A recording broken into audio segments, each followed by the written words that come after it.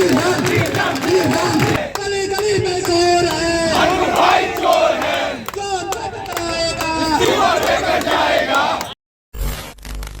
नमस्कार। बीपीएससी आयोग के खिलाफ लगातार अभ्यर्थी प्रदर्शन कर रहे हैं। कल रात से लगातार मतलब कल 10 बजे से लेकर के रात को तकरीबन 12-1 बजे तक हम लोग यहाँ पर मौजूद थे। अभ्यर्थी लगातार नारेबाजी कर रहे थे और आयोग के खिलाफ लगातार बोल रहे थे कि सारी परीक्षा रद्द की जाए और सारी परीक्षा एक बार फिर से ली जाए। और अभी तक मतलब कल सुबह के 10 बजे से और अभी 2-1:30 बज रहे हैं और अभी तक अभ्यर्थी लगातार यहाँ पर बैठे हुए हैं। अभी तक अपने हकों की मांग के लिए अपने मांगों को लेकर के लगातार नारेबाजी कर रहे हैं और अभी तक बैठे हुए। उनका कहना है जब तक आयोग सुनेगी नहीं हम लोग यहाँ से हटेंगे नहीं। अभी हमारे साथ लॉ स्टूडेंट सलोनी जी हैं, इनसे हम लोग बातचीत करेंगे और जानेंगे कि पूरा मामला कि इसमें अब क्या कुछ कार्रवाई हो सकती है, क्या इतने अभ्यर्थी की बात को सुनी जाएगी या नहीं सुनी जाएगी, विशेष चर्चा करेंगे। सबसे पहले स्वागत है ma'am. Thank you so much, आप हम लोगों को बोलने का मौका दे रहे हैं। सबसे पहले तो यही बोलना चाहते हैं कि जो स्टूडेंट्स हैं वो सारे उनका जो वजूद है वो आयोग से और आयोग का जो वजूद है वो स्टूडेंट्स से है। तो अगर हम दोनों अगर अपना बात रख रहे हैं तो अगर आप नहीं सुनेंगे मेरा बात तो फिर मेरा कहने का कोई मतलब नहीं होगा। और अगर आप जो कह रहे हैं हम नहीं उस बात को पालन करेंगे और उस चीज़ को लेके नहीं चलेंगे तो फिर आपका वो कहना वो अब लागू करना नियम कोई काम का नहीं रहेगा। तो यहाँ जो आयोग है वो जो नियम लेके आ रही है या जो भी वो काम कर रही है, अगर स्टूडेंट उसको फॉलो नहीं करेंगे तो फिर वहाँ उसका कोई मतलब नहीं रहेगा।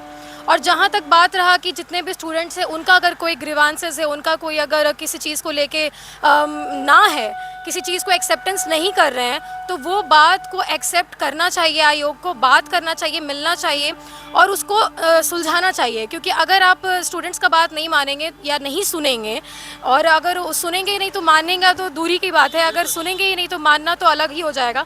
सुनना भी बहुत बड़ा बात है। एटलीस्ट सुनने से ये हो जाता है कि लगता है कि हाँ जो आयोग है वो हमसे है और हमारी बातों को सुन तो रहा है। अच्छा मैम, इसमें एक सवाल होगा।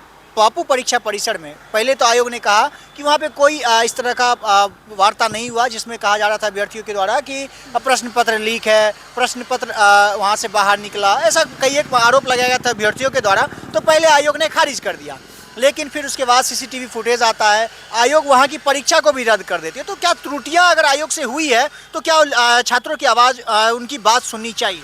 देखिए सबसे इम्पॉर्टेंट बात यही है कि जो भी अभी लीक हो रहा है वीडियो, जो मतलब लोगों का ये आक्रोश भी उससे बाद में और ज़्यादा बढ़ रहा है कि अगर कोई भी कमीशन है जो एग्ज़ाम को कंडक्ट करा रही है और वो अगर उसको सही तरीके से कंडक्ट नहीं करा पाती है तो इसमें बच्चों का या स्टूडेंट्स का तो कोई गलती नहीं है। क्योंकि बच्चे अगर एक उपद्रवी हो सकते हैं, 2 उपद्रवी हो सकते हैं, पूरा का पूरा सेंटर नहीं हो सकता है। और जब अगर वो हावी हो रहे हैं या कोई आक्रोश उनके बीच में है तो उसको संभालने के लिए वहाँ कोई भी पुलिस स्टाफ या, क्योंकि ये बहुत बड़े पैमाने पे बहुत बड़ा बिहार का बहुत बड़ा एग्ज़ाम होने जा रहा है, यहाँ से सारे लोग अब अफसर ही बन के निकलेंगे। तो क्योंकि इतना बड़ा एग्ज़ाम होने जा रहा है तो क्यों नहीं वहाँ पे कोई भी सिक्योरिटी का या एक कहते हैं ना कि जांच का पूरा टीम क्यों नहीं था वहाँ पे क्यों नहीं लोग खड़े थे जो इस चीज़ को संभाल सकें। क्योंकि हम भी और आप भी जानते हैं वोटिंग हो गया, एग्ज़ाम्स हो गए, चाहे वो 10th का एग्ज़ाम हो, 12th का एग्ज़ाम हो, वहाँ पे वो सेंटर्स को बहुत ही निगरानी में रखा जाता है। और वीडियोज़ का जहाँ तक बात कह रहे हैं, वीडियो कैसे वायरल हो गया, वीडियो को पहले तो वायरल नहीं होना चाहिए क्योंकि वो आपका फिर सिक्योरिटी का एक ब्रीच दिखाता है, ब्रीच ऑफ सिक्योरिटी है। वीडियोज़ वायरल हो रहे हैं और वीडियोज़ में ये भी साफ में दिख रहा है कि वहाँ स्टूडेंट जो चीज़ कर रहे हैं, टीचर्स या जो भी एग्जामिनर है वो कुछ नहीं कर पा रहे हैं। तो यहाँ सिर्फ और सिर्फ एक इंसान का गलती नहीं है, वहाँ पे जितने लोग हैं वो चीज़ को संभाल नहीं पाए। संभालना और उस चीज़ को सही तरीके से कंडक्ट कराना ये जो है वो कमीशन का काम है। कमीशन यहाँ पे फेल कर रहा है, फेलियर है यहाँ पे कमीशन का। तो कमीशन को अपनी गलतियों को भी देखना चाहिए, उसको सही से करना चाहिए। अब एक सेंटर पे हुआ है तो हो सकता है कि ये बहुत सारे सेंटर्स पे भी हुआ हो, क्योंकि जब अगर वहाँ के नहीं स्टाफ लोग सही से संभाल पाए तो ऐसा तो नहीं है ना कि जो बच्चे हैं उपद्रवी हैं एक ही क्लास में होंगे। हमारे भी क्लासेस होते हैं तो एक बच्चा ज़रूर हर क्लास में बदमाश होता है, तो हो सकता है कि बहुत सारे सेंटर्स में ऐसा हुआ हो। अब हम भी नहीं जानते तो हम लोग भी डायरेक्ट जो है वो नहीं कह सकते हैं, लोगों को एलिगेशन नहीं लगा सकते, ये गलत होगा। लेकिन अगर जब जांच ही होना है तो फिर सभी सेंटर्स के सीसीटीवी को देखा जाए, बात किया जाए और वहाँ के जो भी कोऑर्डिनेटर थे जो वहाँ संभाल रहे थे चीज़ों को, वहाँ वो नहीं संभाल पाए, क्योंकि वीडियो लीक होना भी बहुत बड़ी बात है, वो भी एक फेलियर है। तो जब इतना छोटा छोटा गलती होते चला जा रहा है, वहाँ लड़कियाँ भी थी, क्लासरूम में एग्ज़ाम वो भी दे रही थी, वो तो उपद्रवी नहीं थी, वहाँ वीडियो में भी उतना तो नहीं कुछ दिख रहा है। कुछ लड़के ही हैं जो पेपर्स को हटा रहे हैं, और उनका क्या ग्रीवांसेस है, वो ऐसा क्यों कर रहे हैं, ये भी सुनना चाहिए। क्या रीज़न है या कि वो ऐसा करे। तो हम लोग सिर्फ एक सेंटर का अगर एग्ज़ाम रद्द कर देंगे और बाकियों का नहीं करेंगे, या फिर बाकियों का करेंगे, ये सारा चीज़ तो थोड़ा सब्जेक्टिव हो जाएगा। जो वहाँ के लोग हैं जो वहाँ फेस कर रहे हैं, उनका ही मत लिया जाना चाहिए। हम लोग तो वहाँ नहीं थे, हम लोग बस देख के जजमेंट कर सकते हैं कि वहाँ क्या गलत हो गया, क्या सही होना चाहिए था। लेकिन जो वहाँ के बच्चे हैं जो खड़े होकर अपना बात रख रहे हैं कि ये चीज़ गलत हुआ मेरे साथ या ये चीज़ सही हुआ, तो उनको तो एटलीस्ट सुनना चाहिए, उस पूरे सेंटर के बच्चों से मिलना चाहिए, बात की जानी चाहिए, और एक न्यायिक तरीके से, न्यायिक प्रणाली को फॉलो करते हुए हम लोगों को ये चीज़ ठीक करना चाहिए। अब जैसे रिट है, PIL है, आप लेटर लिख के भी PIL कर सकते हैं। जो भी बच्चे हैं, जो स्टूडेंट्स हैं जिनका एग्ज़ाम जो है वो उनकी गलती की वजह से नहीं रद्द किया जाएगा, उनका तो उनके साथ तो ज़्यादती हो जाएगी, तो वो लोग PIL डाल सकते हैं। PIL है, एक लेटर भी लिख के अगर आप एप्लीकेशन कोड को देते हैं, अपने ग्रीवांसेस को लिख के, अपना एड्रेस, फ़ोन नंबर, अपने पता को और अपने जानकारी को देते हुए कि कब क्या चीज़ हुआ, तो वो PIL को भी ट्रीट किया जाता है। कोर्ट उसे उसके ऊपर संज्ञान ज़रूर लेगी, और फिर अगर सही लगा कोर्ट की नज़र में वो चीज़ सही में गलत जो हुआ है लोगों के साथ, वो अगर एक्सेप्ट हो जाता है, एडमिट हो जाता है कोर्ट के थ्रू, तो फिर उस पर आगे कार्रवाई की जाएगी। मैम, एक आखिरी सवाल होगा।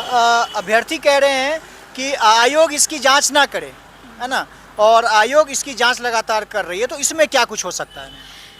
देखिए, सबसे पहली बात है कि अगर हमारा कोई भी दुख है, हमारा कोई भी तकलीफ़ है, तो वो हम कोर्ट के ही पास जाते हैं। लेकिन अगर कोई कमीशन बना हुआ है जो उस चीज़ को कंडक्ट करा रहा है, तो सबसे पहले उसका राइट बनता है कि वो उस चीज़ को ठीक करे और उस चीज़ को संभाले। अगर वो कमीशन नहीं कंडक्ट करा पा रहा है या नहीं, हमारा उसके ऊपर नहीं भरोसा है, तो हम लोग ज़रूर जा सकते हैं कोर्ट में। ये तो कोई पाबंदी नहीं है कि हमारा कोर्ट का दरवाज़ा नहीं खुला हुआ है, कोर्ट में जा सकते हैं, रिट फाइल कर सकते हैं। कोर्ट उस पर एक कमीशन बना के खुद भी जांच करा सकती है, और क्योंकि हमारा विश्वास ही हमें न्याय दिलाता है, तो सुप्रीम कोर्ट के या कोर्ट के, हाई कोर्ट्स के ऊपर जो हमारा विश्वास है वही सबसे मेन बेस है। अगर वो विश्वास ही ख़त्म हो जाएगा तो ये प्रोसीजर्स, ये जितने भी नियम है, कानून है, उसका कोई मतलब नहीं रह जाएगा। तो ये विश्वास है जो हमें उनके ऊपर रखना होगा, और कोर्ट के पास भी जा सकते हैं। अगर बच्चों को ये लगता है कि ये गलत हुआ है उनके साथ, तो वो जा सकते हैं, बिल्कुल कोर्ट का दरवाज़ा तो खुला हुआ है। चलिए, बहुत बहुत धन्यवाद। अभी हमारे साथ लॉ की छात्रा सलोनी जी थे। हमने तमाम मुद्दों पर इनसे चर्चा की, और इन्होंने सीधे तौर पे कहा है कि अगर आप आयोग से संतुष्ट नहीं हैं तो आप कोर्ट का दरवाज़ा खटखटा सकते हैं। आप कोर्ट में जा करके, और जो भी कानूनी प्रक्रिया है, जो भी न्यायिक प्रक्रिया है, उसको उसके तरीके से आप उसमें कार्रवाई करवा सकते हैं। बाकी तमाम अपडेट हम आपको लगातार देते रह रहे हैं, और आगे भी हम जो भी नया अपडेट BPSC से रिलेटेड आएगा हम आपको देते रहेंगे। बाकी मेरा नाम अंकित भारद्वाज है, और अब द पब्लिक पॉइंट्स देख रहे हैं। बहुत बहुत धन्यवाद।